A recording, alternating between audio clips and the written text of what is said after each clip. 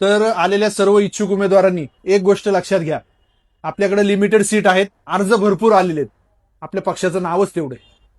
समजा यावेळेस तिकीट मिळालं नाही तर नाराज व्हायचं नाही, पक्षाचं जोमाने काम करत राहायचं आणि पुढच्या वेळेस तुम्हाला नक्की संधी मिळेल.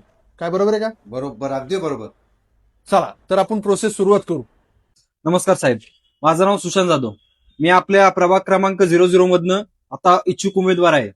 गेली 25 वर्ष मी आपल्या पक्षाचं एकनिष्ठतेने काम करतोय आणि आपल्या प्रभागामध्ये ड्रेनेज, रस्ता, पाईपलाईन याची स्वखर्चाने कामं केलेली आहेत.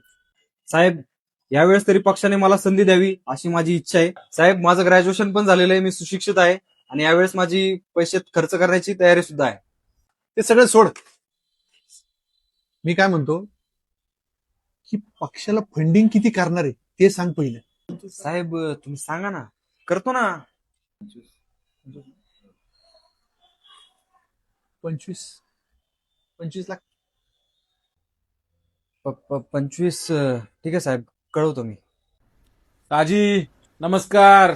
नमस्कार मेवणे. मी पण प्रभाग क्रमांक 00 मधून यावेळेस इच्छुक उमेदवार निवडणुकीला उभा राहिलेलो आहे आणि तुम्ही मागच्या वेळेस मला शब्द दिला होता. ते 140 मधलं प्रभागामधलं देऊन टाका. मेवणे, तुम्ही एक काम करू, तुम्ही आहे ना XYZ प्रभागामधनं तिकीट देतो, तिथं उभं राहा.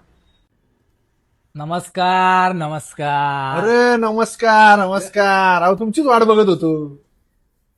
बरं आलं, आलं. हे आपले मिठाई ठरल्याप्रमाणे. हो, ठेवा ठेवा ठेवा.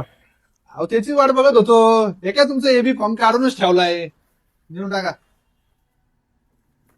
या साहेब. लागा तयारीला आता जोरात. धन्यवाद.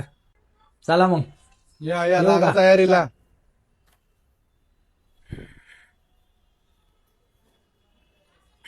कट. साहेब, हे जे आत्ता आले होते ते दुसऱ्या पक्षातले आहेत, तरी तुम्ही त्याला संधी दिली आणि मी गेली 25 वर्ष एकनिष्ठतेने काम करतोय आणि मला तिकीट नाही. हे बघ, तुला काय आम्ही घरी बोलवायला आलो नव्हतो काय, लक्ष घे. आणि दुसरी गोष्ट कसं आहे, पक्ष चालवायला फंडिंग लागतं. 80 लाख रुपये दिले त्यांनी पक्षाला, पक्ष कसं चालणार मग? हा. आईला इतक्या वर्ष मी एकनिष्ठतेने काम केलं, पण पक्षाला आहे ना एकनिष्ठतेची नाही, पैशाची गरज आहे. आता मनात एक ठरवलंय, अपक्ष अपक्ष अपक्ष.